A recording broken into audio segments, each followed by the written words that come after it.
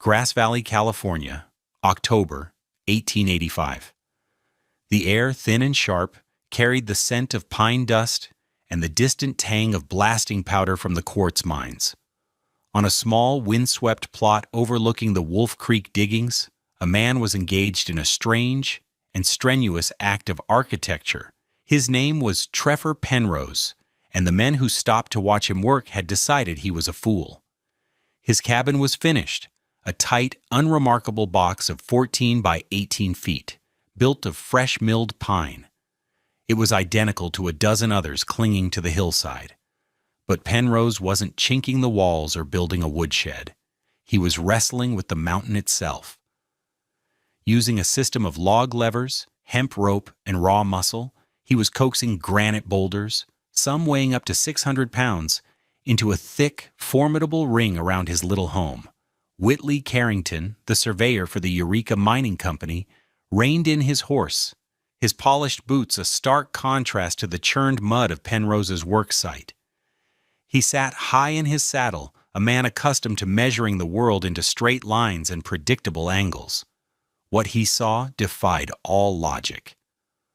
"What in God's name is that Cornishman doing now?" Carrington asked his companion, a grizzled foreman named Silas Croft. "Building a second house out of rocks, looks like," Silas grunted, spitting a stream of tobacco juice. "A damned sight bigger than the first one." The structure taking shape was a wall, but not a wall Carrington had ever seen. It was 4 feet thick, a chaotic jumble of gray and feldspar-flecked granite, laid with no mortar. Penrose worked with a quiet, unnerving rhythm, setting a massive core stone, then filling the gaps around it with smaller rocks and a slurry of gravel and clay he hauled in a wheelbarrow. He was leaving a deliberate, measured gap between his wooden cabin and the stone behemoth growing around it, an 18-inch chasm of empty air.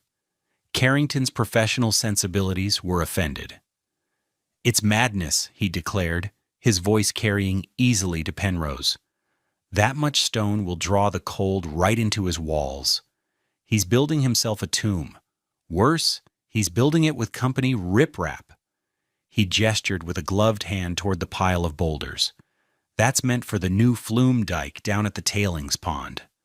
The watchman will be along to pull it all down by spring. See if he doesn't."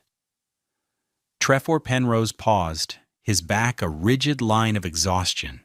He wiped sweat from his brow with the back of a calloused hand, leaving a smear of red dust. He looked at the surveyor, his blue eyes calm in a sun-weathered face. He said nothing, merely turned, picked up a smaller 50-pound stone, and fitted it into a void with the practiced ease of a man solving a puzzle he'd known his entire life. The stone settled with a soft, final thud. The mockery of the onlookers was just another sound in the wind. The validation, he knew, would be silent. What did this Cornish hedger, this builder of ancient field boundaries from the fog-shrouded coast of Penwith, understand about the physics of dead air and thermal mass that a trained surveyor, a man of instruments and calculations, had so completely missed? The answer to that question would be written in frost and fire, in survival and sorrow, across the brutal canvas of the coming Sierra winter. If you stick with us, I promise you will learn a principle of thermodynamics so powerful it can turn a mountain's bones into a blanket. Before we unpack that, please take a moment to subscribe to our channel and ring the bell for notifications. Let us know in the comments, what's the coldest temperature you've ever experienced? Treffer Penrose was not a carpenter. He was not a miner, and he was certainly not a frontiersman in the American sense. He was a hedger, a trade as old as the standing stones of his homeland. His hands understood the language of random-faced granite, the heft of fieldstone, the insulating properties of packed turf and gorse roots. In Cornwall, he had built the intricate earth-cored walls that had partitioned the land for 1,000 years. Walls that breathed with the seasons and held the warmth of the faint sun. He knew, in a way that went deeper than books, that a well-laid stone wall was not a solid object. It was a net, designed to catch and hold the most powerful insulator on Earth, still motionless air. He had come to California with his wife Morwenna and their 2 children Jago and Carenza, chasing not the glint of gold, but the promise of land, and a life away from the collapsing tin mines of home. They arrived late in the season of 1884, building their small pine cabin with the last of their money and the first of the autumn chill. That first winter was not a hardship. It was a lesson in torment, a physical manifestation of their mistake.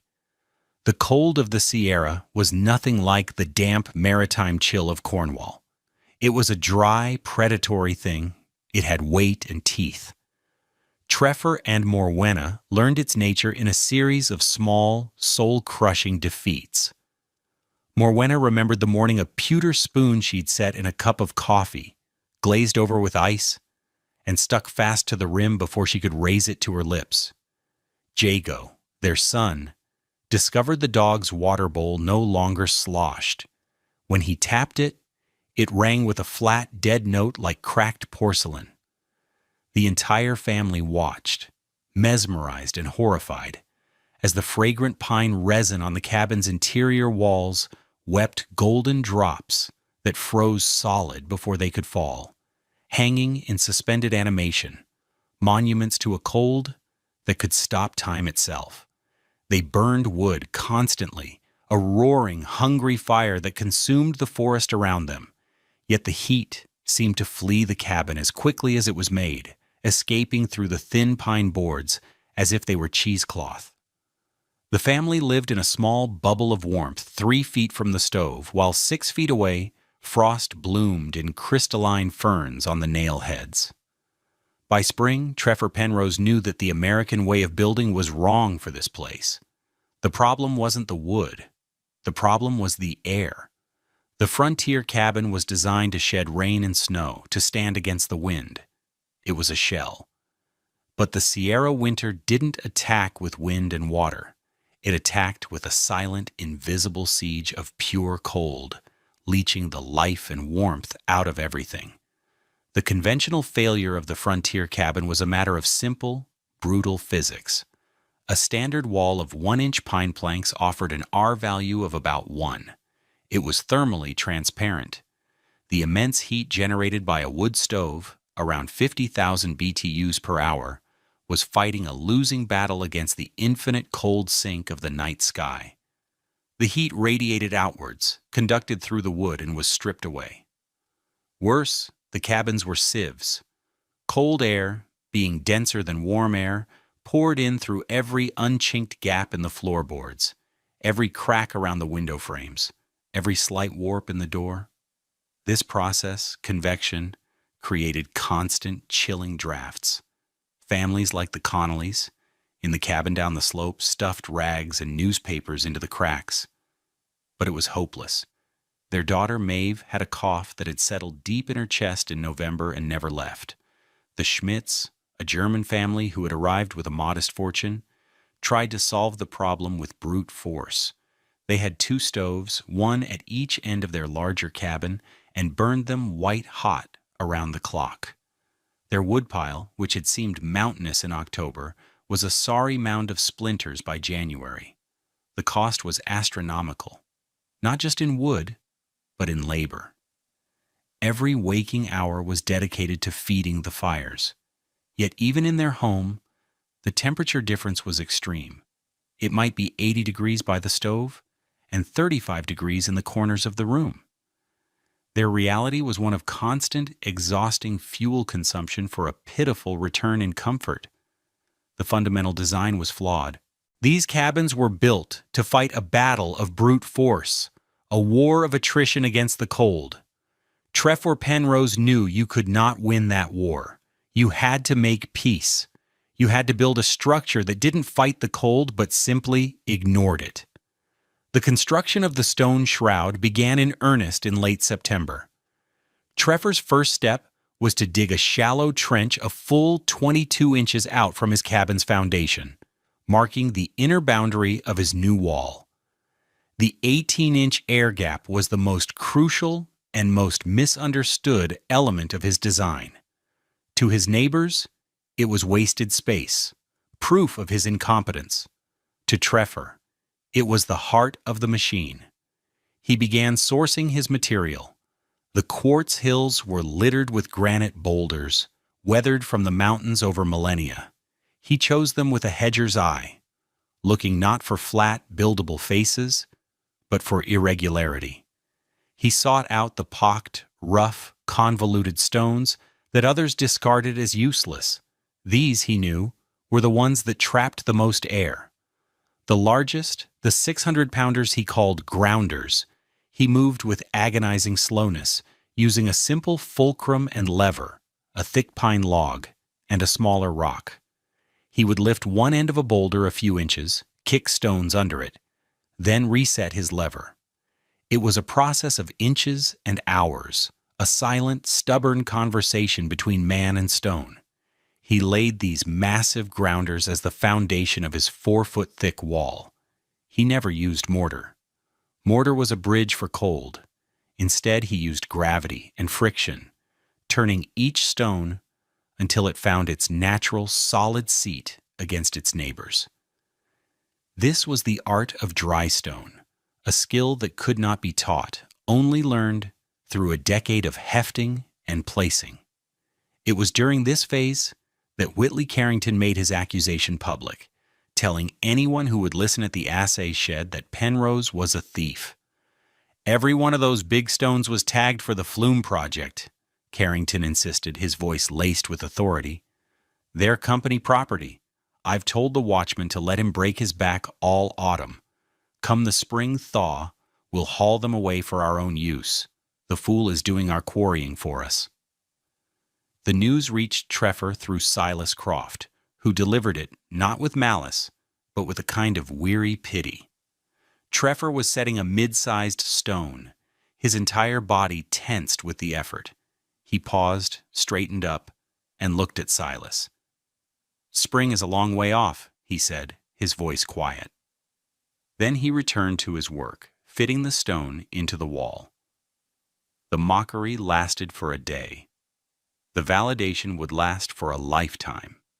His wife Morwenna watched from the cabin door, her expression a mixture of profound trust and practical worry.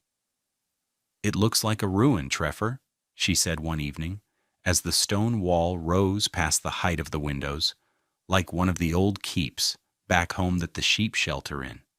"That's what it is, love," he answered, his hands raw and bleeding. "A place for shelter." He finished the outer courses, then began the laborious process of filling the core. He didn't use solid rock. That would conduct cold. Instead, he used a carefully mixed aggregate of smaller, fist-sized stones, gravel, and clay-rich soil. This mixture was not just filler.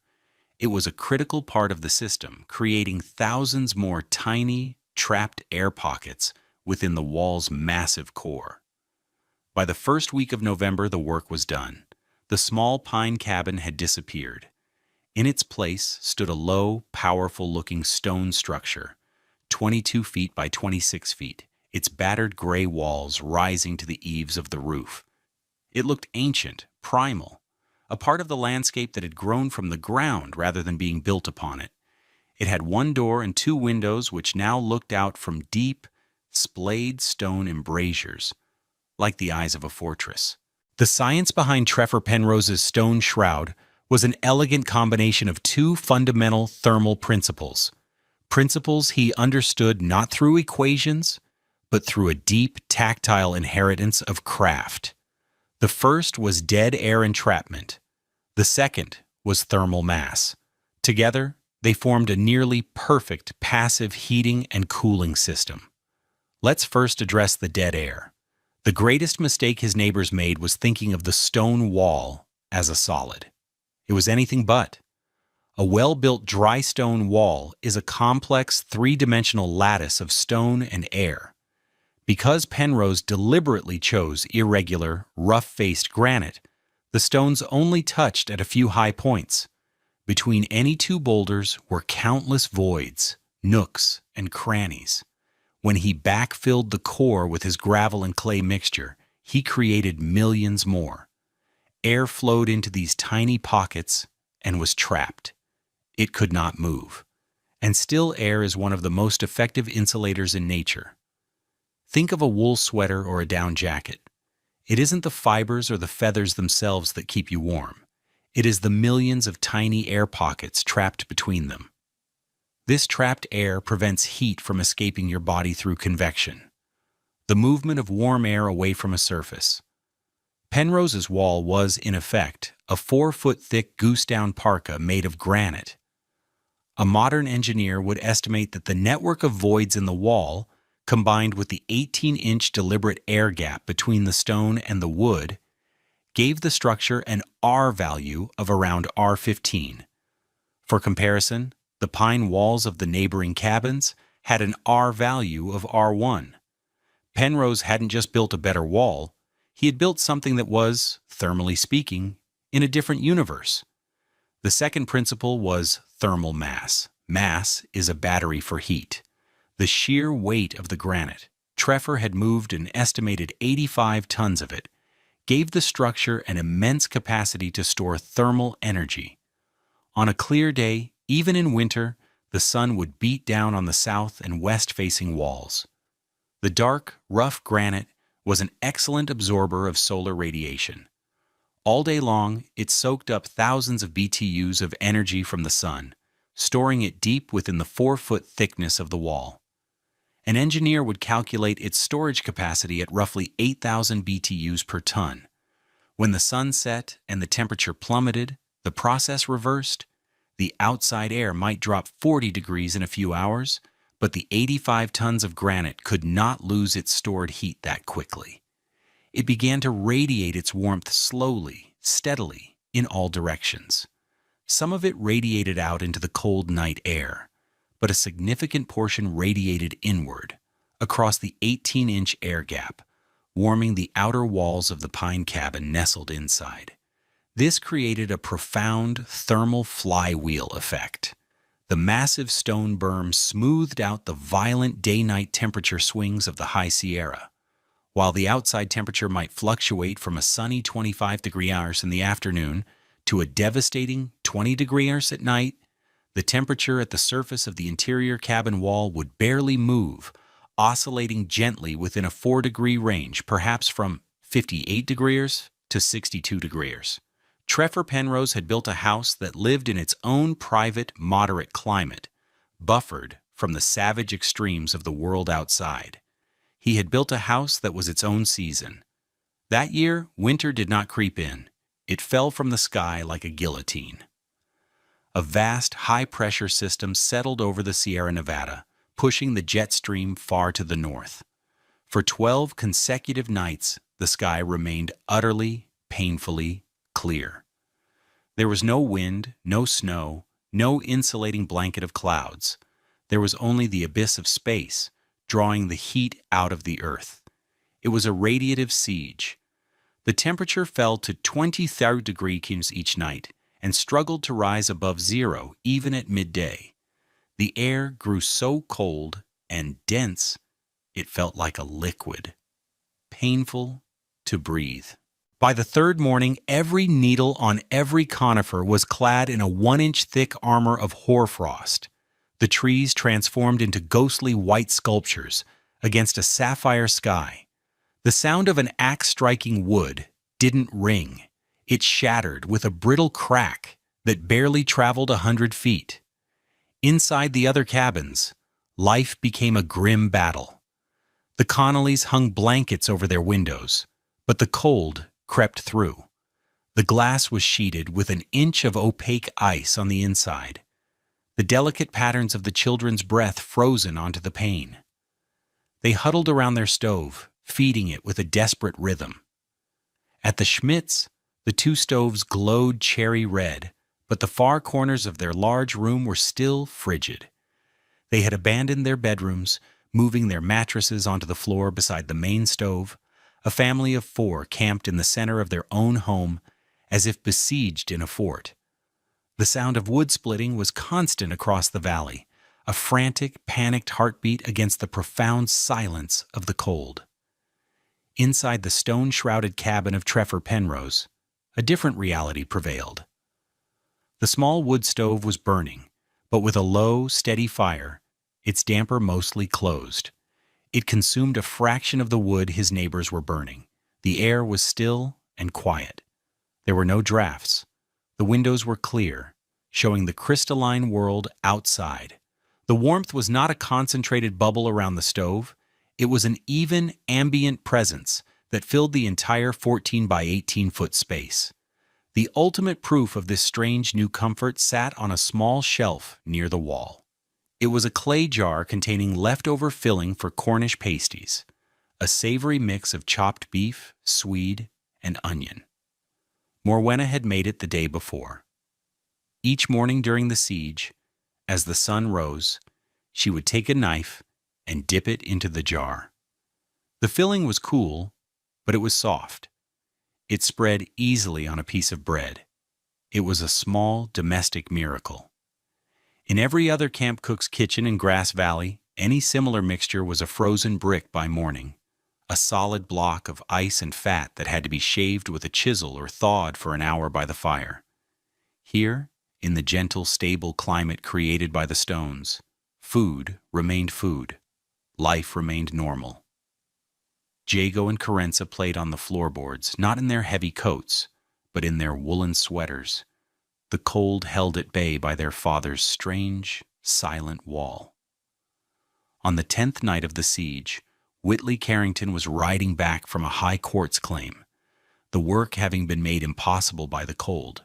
His mule, exhausted and clumsy, was picking its way through the frozen landscape. As he neared Penrose's homestead, he cut across the man's property, his frustration with the cold making him careless. The mule, seeking the path of least resistance, plunged into a deep snowdrift that had accumulated against the north face of Penrose's stone berm. The animal sank to its shoulder, braying in panic. Carrington swore, dismounting into the waist-deep powder. The cold was shocking, a physical blow. He struggled to calm the animal, his hands, even in thick leather gloves, quickly growing numb. He pushed and pulled, his breath pluming in the still, frigid air. For half an hour he fought, his anger mounting. Finally, needing leverage, he turned and braced himself against the stone wall. He shoved his shoulder against it, and in the process, his bare hand, which he'd pulled from its glove to better grip the mule's bridle, slapped flat against the rough face of a large granite boulder. He froze. He expected a shock of biting, searing cold, a pain like grabbing solid ice. His mind was prepared for the granite to feel like the 20 seconds air surrounding it. But that is not what he felt. The stone was not warm, not in the way a fire is warm, but it was not cold. It was dry, and it held a faint, deep, and utterly impossible neutrality. It felt like stone on a cool autumn afternoon, not a frozen night in the depths of a Sierra winter. It was not leaching the heat from his hand. If anything, it seemed to be giving a tiny, ghost-like warmth back. He pulled his hand away as if burned, staring at the wall. He pressed his palm against it again, this time deliberately. He felt the rough texture, the solid mass, and he felt that impossible lack of cold. He looked up. Through the deep-set window he could see the flicker of a single oil lamp. He saw the silhouette of Morwenna moving calmly about her kitchen. He saw a child's drawing tacked to the wooden wall inside. He saw normalcy, peace. He had come to mock a fool and instead had borne witness to a mystery. In that moment, standing in the freezing dark with his hand pressed against the impossible wall, Whitley Carrington understood that he had been wrong about everything. He didn't build a tomb, he thought. He built a harbor. The story of the surveyor and the warm stone wall traveled through the mining camps faster than a winter fever. It was a story too strange and too specific to be a lie. When the great cold finally broke, men began to visit the Penrose homestead, not to mock, but to learn.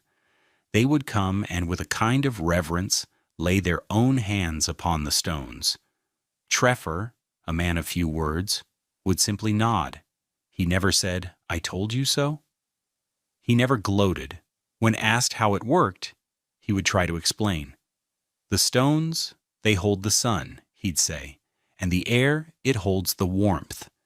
You just have to give them a place to stay." That spring, a traveling correspondent for the daily Alta California newspaper, a man with an interest in what he called mountain curiosities, heard the tale. He rode up to Grass Valley, interviewed Carrington, who had become Penrose's most vocal advocate, and spent an afternoon with Treffer. The writer sketched the strange, shrouded cabin, detailing its construction with surprising accuracy. The article, published in May of 1886, presented the structure not as the work of an eccentric, but as a stroke of practical genius. The idea spread. Miners and homesteaders were practical people. They didn't care about theory, they cared about what worked. They had all felt the misery of a Sierra winter in a pine box. By the autumn of 1887, 3 other Sierra mining camps had new structures built on the Penrose principle. They weren't as elegantly constructed as the original, but they followed the same logic: a thick, dry-stacked stone berm, an air gap, and an inner dwelling. The reports that came back the following spring were unanimous. The families in the stone-shrouded cabins had been warmer, more comfortable, and had burned less than half the firewood of their neighbors. The idea, born of ancient Cornish tradition, had taken root in the thin soil of the American West. What Treffer Penrose accomplished on that windswept hill was more than just good building. He was practicing a form of advanced thermal science a century before it would have a name. Modern architects and engineers speak of thermal mass walls, of rain screen principles, where an outer cladding protects an inner insulated wall, and of super insulation. They use complex software to model heat flow and energy transfer. Treffer Penrose had no such tools. He had only the knowledge passed down through generations, a wisdom held in the hands, not on the page. He had anticipated the core principles of modern sustainable building, not through abstract calculation, but through an intimate understanding of his materials. In the end, the story of the stone shroud is about a different way of seeing the world. His neighbors saw the granite of the Sierra as an obstacle, something to be blasted, crushed, and moved out of the way. They saw the landscape as an adversary to be conquered.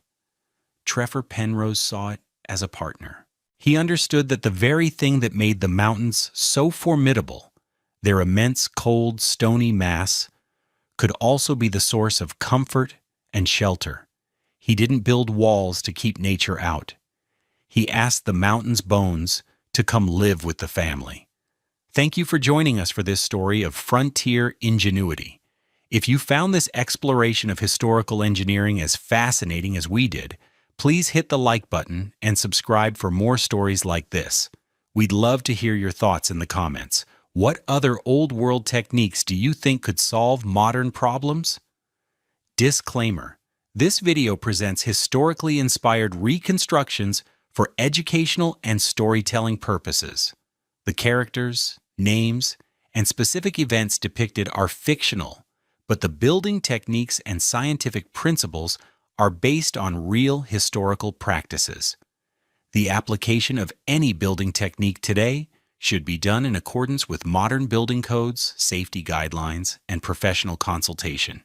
This content does not constitute professional, technical, or legal advice.